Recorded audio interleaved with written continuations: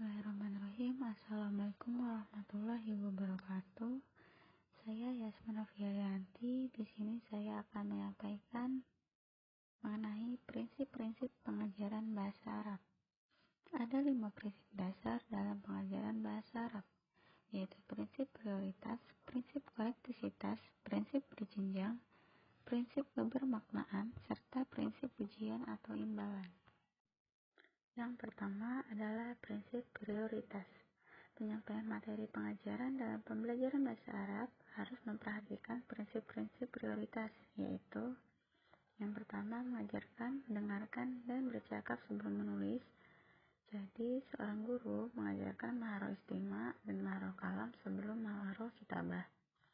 Prinsip ini berangkat dari asumsi bahwa pengajaran bahasa yang baik adalah pengajaran yang sesuai dengan perkembangan bahasa yang dialami pada manusia, yaitu setiap anak akan mengawali perkembangan bahasanya dari mendengar dan memperhatikan, kemudian menirukan. Hal ini menunjukkan bahwa kemampuan mendengar atau menyimak harus lebih dulu dibina, kemudian kemampuan meniru ucapan, lalu aspek lainnya seperti membaca dan menulis. Yang kedua adalah mengajarkan kalimat sebelum mengajarkan kata dan menggunakan kata-kata yang lebih akrab dengan kehidupan sehari-hari. Hal ini dapat dilakukan dengan mengajarkan kosakata dari hal-hal yang dekat dengan siswa, seperti lingkungan sekolah, rumah, dan sebagainya. Prinsip yang kedua adalah prinsip korektisitas. Prinsip ini diterapkan ketika mengajarkan materi-materi fonetik, fonemik, atau aswad.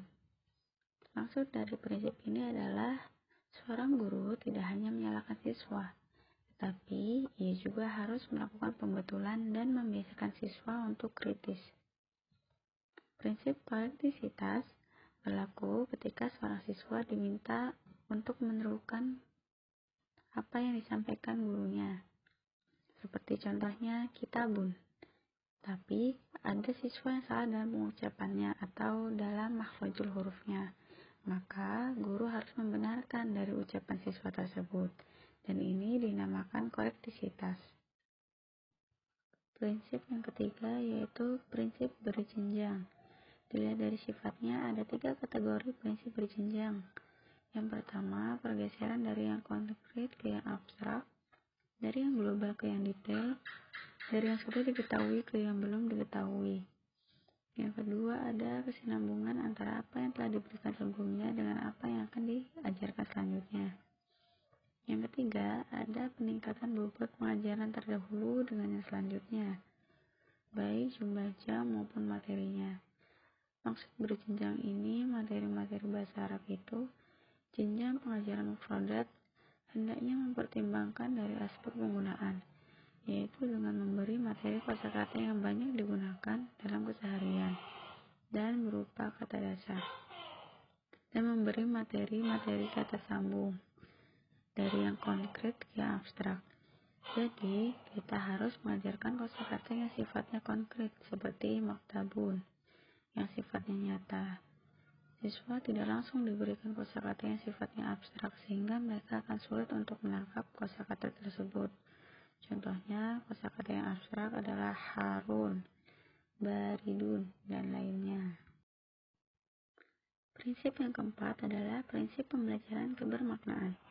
Prinsip pembelajaran kebermaknaan meyakini pentingnya faktor ini dalam belajar untuk menjadikan siswa menyerap pelajaran secara lebih lama daripada belajar secara hafalan.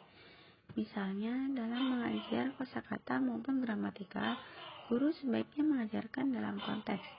Sehingga kalau kita mengajarkan qawaid atau tambahan, yaitu secara teoritis bagi siswa atau peserta didik, akan kesulitan menguasai dan memahaminya. Bagaimana solusinya?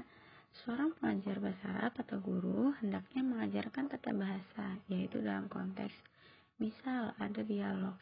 Dalam dialog itu, kalau kita ingin mengajarkan materi tentang isim isyarah contohnya, kita cantumkan dalam dialog tersebut ada isim isyarah. Sehingga secara tidak langsung siswa itu belajar tentang isim isyarah tapi dalam konteks hiwar atau konteks bacaan. Prinsip yang kelima yaitu prinsip pujian atau imbalan. Prinsip pujian atau imbalan menegaskan bahwa manusia secara universal terdorong untuk melakukan sesuatu karena imbalan. Pujian dapat menanamkan minat belajar siswa. Dengan pemberian pujian, maka siswa akan termotivasi untuk senang belajar sehingga aktivitas belajarnya lebih terarah. Pemberian penghargaan dapat dilakukan dengan berbagai cara dan sesuai dengan kesempatan yang ada. Bisa dalam bentuk ucapan, tulisan, barang atau benda, atau lainnya. Contohnya, pujilah siswa saat ia bisa memahami materi yang telah diajarkan dengan kalimat pujian asanta atau kata-kata pujian lainnya. Demikianlah penjelasan mengenai prinsip-prinsip pengajaran bahasa Arab. Kurang lebihnya saya mohon maaf. Saya akhiri. Wassalamualaikum warahmatullahi wabarakatuh.